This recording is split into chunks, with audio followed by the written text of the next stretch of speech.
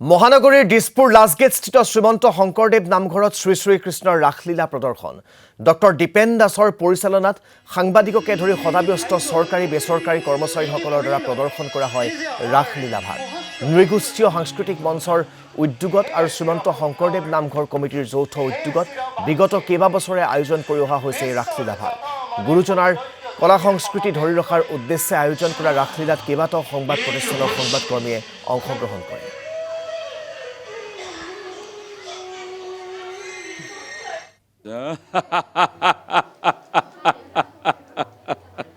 কংসৰ মৰণ জানো ইমান সহজ মায়া মমতা স্নেহ আছে যত মানে বিসৰ্জিলো এই মুহূৰ্ততে সমন্ধৰ নাক পাশ দিলু দলিয়াই খৰ্গঘাতে দৈব্যকিক কৰি শিৰচ্ছেদ ৰুদ্ধ কৰোৱে কংসৰ মৰণৰ পথ চিৰ দিনলৈ।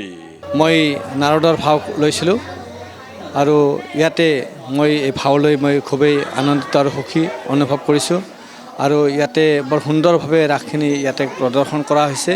আমাৰ শিশু শিল্পীসকলে ইয়াতে অংশগ্ৰহণ কৰিছে, বৰ সুন্দৰভাৱে কৰিছে। সাংস্কৃতিক মঞ্চৰ সৌজন্যত দিছপুৰ লাষ্টগেট নামঘৰৰ সহযোগত আমি এবাৰ ষষ্ঠমবাৰৰ কাৰণে ৰাস মহোৎসৱ উদযাপন কৰিছোঁ।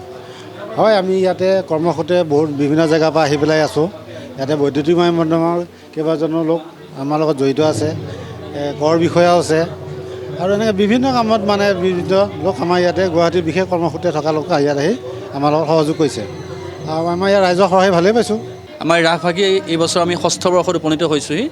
আমি দুদিনীয়া কাৰ্যসূচী অনুষ্ঠান আয়োজন কৰিছোঁ। 15 নৱেম্বৰ তাৰিখে আমাৰ যিটো শৰতৰ ৰাসক্ৰিয়া ৰাস পূৰ্ণিমাৰ আমি সেই পূৰ্ণিমা তিথিত আমাৰ পৰম্পৰাগত